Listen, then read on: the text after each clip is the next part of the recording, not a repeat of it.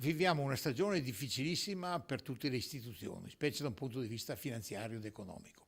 Per Venezia si aggiunge drammaticamente una condizione di non sufficiente copertura istituzionale e politica a seguito della crisi del Comune di Venezia. Questo avviene all'interno di un quadro in cui si scelgono delle cose importantissime.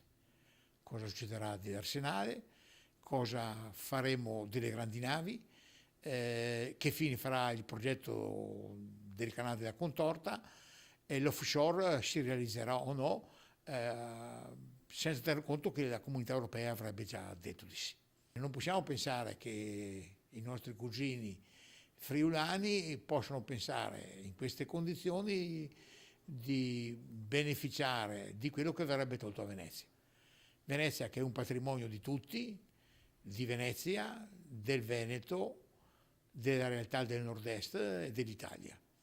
Abbiamo bisogno che le cose avvengano nel rispetto dei reciproci ruoli, ma alla pari vero.